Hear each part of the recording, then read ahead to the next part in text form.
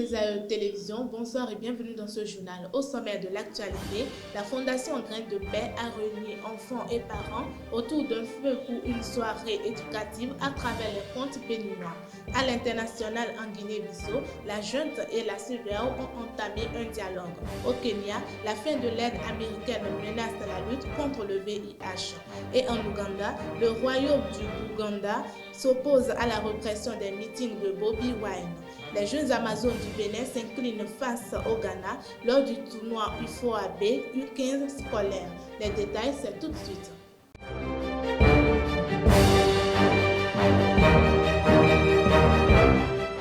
Rebonsoir à tous. À Parakou, la Fondation Graines de Paix a organisé la toute première édition de la Nuit des Contes. Autour d'un feu, enfants, parents et personnes âgées se sont retrouvés pour écouter et partager des récits traditionnels du Bénin. Une initiative qui renoue avec la transmission culturelle et crée un véritable pont entre générations. Retour sur cette soirée éducative et symbolique avec Mouidi Lawani et Elvi Kumbetoro. Dans les locaux du bureau Graines de Paix à Parakou ce vendredi, une atmosphère à l'ancienne a enveloppé les participants réunis pour la toute première édition de la Nuit des Contes. Autour d'un feu soigneusement installé, enfants, parents et personnes âgées se sont retrouvés, animés par le même désir, écouter, partager et éduquer. Arrivée au même endroit, elle a vu la vieille toujours assise. Elle dit, petite fille, où vas-tu? Elle dit, où est-ce que je vais? Où est-ce que je vais là où tu m'as envoyé? Est-ce qu'elle a bien parlé? La vieille dit, ok, tu vas là où je t'ai envoyé, bonne route à toi. Au fil des voix des conteurs, les récits traditionnels ont repris vie, éveillant souvenirs, curiosité et émerveillement. Une véritable passerelle entre générations s'est dessinée, offrant aux plus jeunes l'occasion de poser des questions, de comprendre et de s'imprégner de la sagesse que renferment ces histoires d'antan. De cette manière, les enfants vont assimiler plus les messages qu'on veut passer à travers ces contes que de prendre la chicoter l'enfant.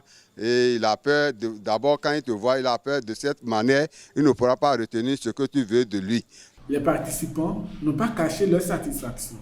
Ils ont salué le caractère éducatif de l'initiative et encouragent les organisateurs à poursuivre dans cette dynamique.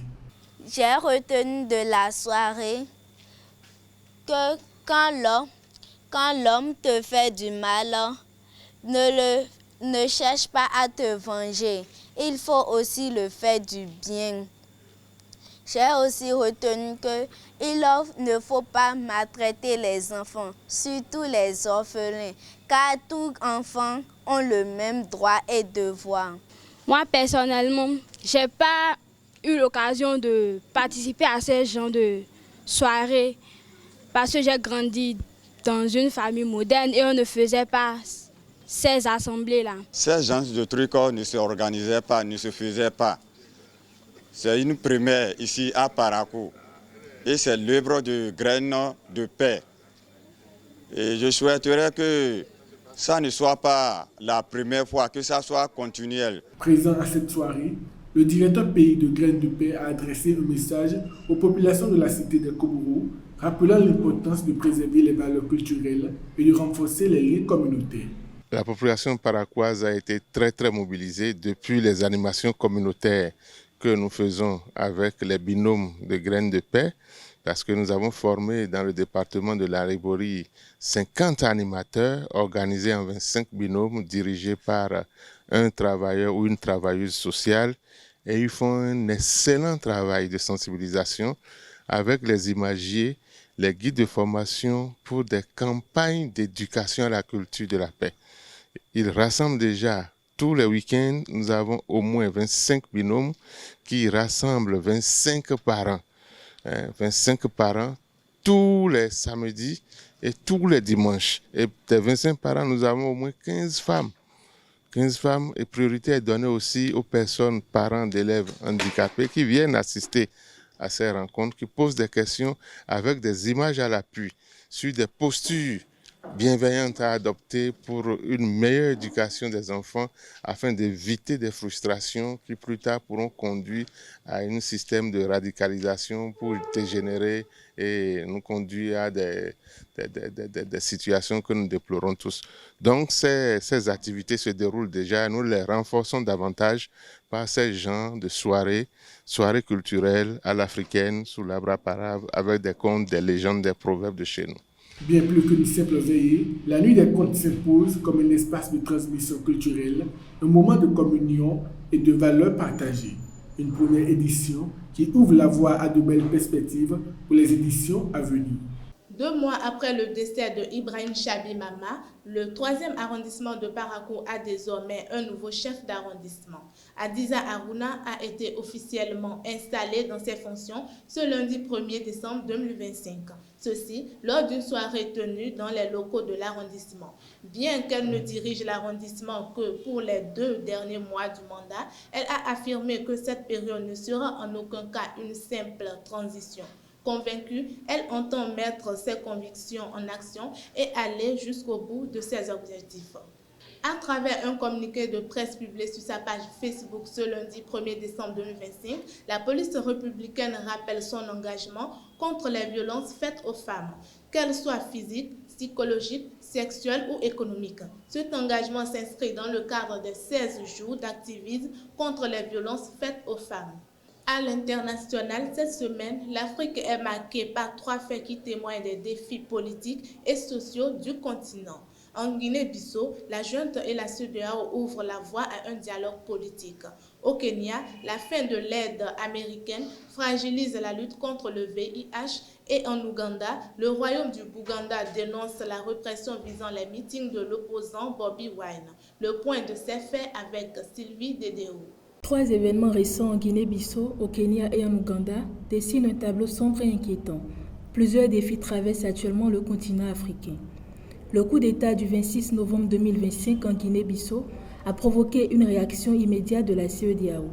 L'organisation a suspendu le pays de toutes ses instances décisionnelles, exigeant la libération des dirigeants arrêtés et la reprise du processus électoral. Même pour éviter un effondrement institutionnel complet, la CEDEAO a adopté une autre stratégie qui est le dialogue. Une mission de médiation de haut niveau réunissant plusieurs chefs d'État de pays voisins a été effectuée pour négocier avec les auteurs du punch. La médiation de la CEDEAO montre qu'il faut privilégier le dialogue dans des moments de crise. Cette situation prouve que la stabilité politique est un bien fragile qu'il faut à tout prix préserver. Au Kenya, la fin de l'aide de l'agence américaine USAID et la large réduction des financements issus du programme PEPFAR bouleverse la chaîne de soins pour les patients vivant avec le VIH. Si les antirétroviraux restent disponibles, le reste du dispositif dépistage, suivi régulier, soutien communautaire s'effondre. De nombreux patients se retrouvent sans accès aux services essentiels de suivi dans les consultations, le soutien psychologique. Selon l'Agence internationale de lutte contre le VIH-Sida, cet arrêt du financement risque dans plusieurs pays de provoquer une recrudescence des infections et une hausse des décès liés au virus. L'effondrement de la solidarité internationale pourrait précipiter un retour en arrière dans la lutte contre le VIH avec un impact dramatique sur les populations vulnérables. Cette situation montre que la dépendance à l'aide internationale est un risque quand des financements étrangers décident de se retirer. À l'approche de l'élection présidentielle prévue le 15 janvier 2026 en Ouganda, la campagne de l'opposant Bobi Wine inquiète le pouvoir politique. Ces meetings sont régulièrement réprimés, mais le royaume traditionnel du Bouganda s'y est opposé, dénonçant la répression contre les rassemblements électoraux. Ce soutien du Bouganda, institution historique et politique au sein de l'Ouganda, rappelle que la contestation n'est pas seulement l'affaire d'opposants urbains ou de militants. Elle traverse des couches de la société ougandaise, y compris les pouvoirs traditionnels. Ces 3 situations, instabilité politique en Guinée-Bissau, crise sanitaire au Kenya, tension politique en Ouganda, montrent que l'Afrique reste sur un fil fragile entre espoir démocratique, urgence sociale et vulnérabilité structurelle. En sport, le tournoi UFOAB U15 scolaire, qualificatif pour le championnat africain de football scolaire, a débuté sur un défi de taille pour le Bénin.